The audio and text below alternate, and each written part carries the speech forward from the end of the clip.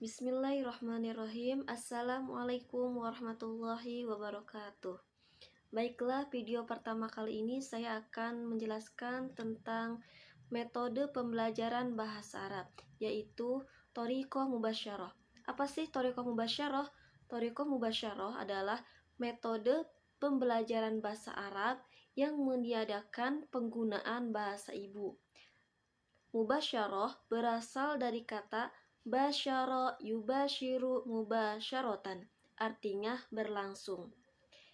Thoriqah mubasyarah muncul setelah thoriqah tarjamah.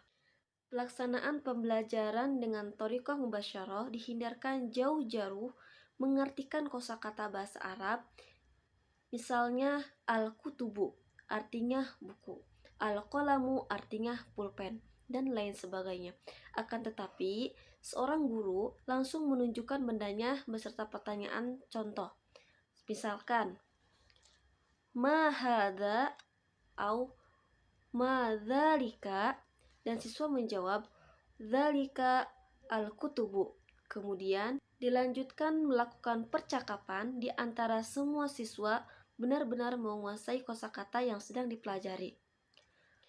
Thoriqah mubasyarah memiliki target, yaitu yang pertama, target bahasa. Artinya, target utama yaitu penguasaan bahasa secara lisan agar mahasiswa terbiasa berkomunikasi dengan bahasa secara spontan tanpa berorientasi pada terjemahannya.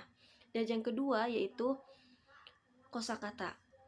Materi pelajaran kosakata yang ada di sekitar mahasiswa dan yang biasa dipraktekkan setiap hari. Dan yang ketiga yaitu kaidah bahasa. Kaidah bahasa diajarkan lewat contoh-contoh dan pada akhirnya mahasiswa menyimpulkan sendiri. Dan yang keempat yaitu kosakata. Jadi kosakata yang diajarkan melalui demonstrasi, peragaan benda atau demonstrasi langsung atau menggunakan media tiruan. Dan yang kelima yaitu kemampuan bicara dan menyimak.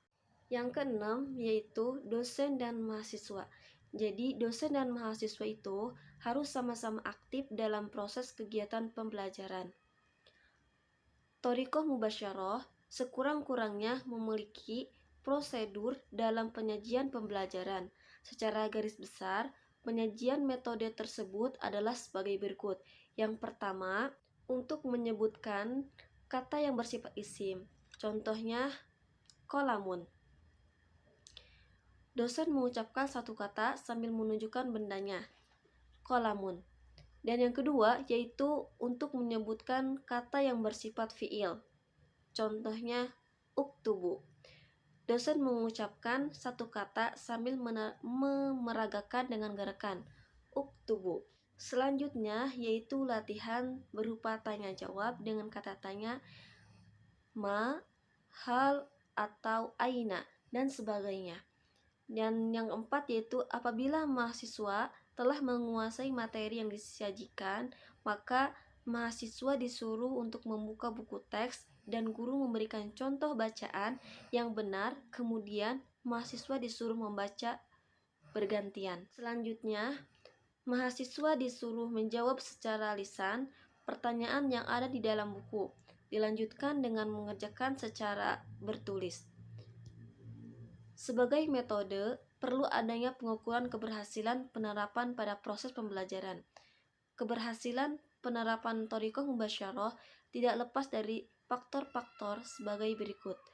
Kecakapan dosen, materi atau bahan ajar, media pembelajaran, dan minat baca mahasiswa. Dalam pelaksanaan pembelajaran bahasa Arab dengan menggunakan thoriqah mubasyarah.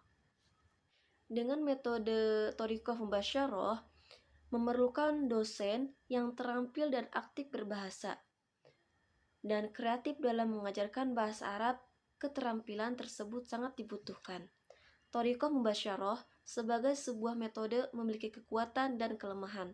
Adapun kelebihan metode ini yaitu mahasiswa mampu menyimak dan berbicara menggunakan bahasa Arab dengan lancar.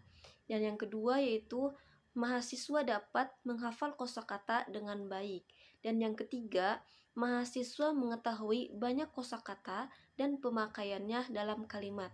Dan yang keempat yaitu mahasiswa menjadi lebih memiliki keberanian berkomunikasi dalam bahasa Arab.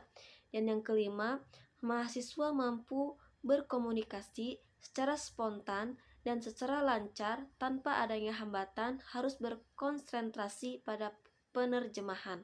Dan yang terakhir yaitu mahasiswa menguasai tata bahasa secara fungsional, tidak teoritis. Adapun thoriqoh mubasyarah, kelemahannya yaitu mahasiswa lemah dalam interpretasi karena materi latihan ditekankan pada bahasa lisan. Dan yang kedua yaitu metode ini memerlukan dosen yang aktif dan terampil berbahasa Arab dalam penyajian mata kuliah yang diampu.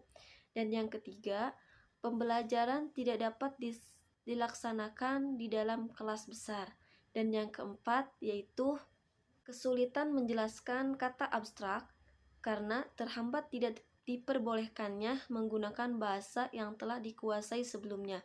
Dan yang kelima yaitu kejenuhan dengan latihan menirukan dan menghafal kalimat-kalimat yang kadang-kadang dianggap kurang bermakna. Baiklah, mungkin hanya itu saja dari saya. Wabillahi taufik wal hidayah. Wassalamualaikum warahmatullahi wabarakatuh.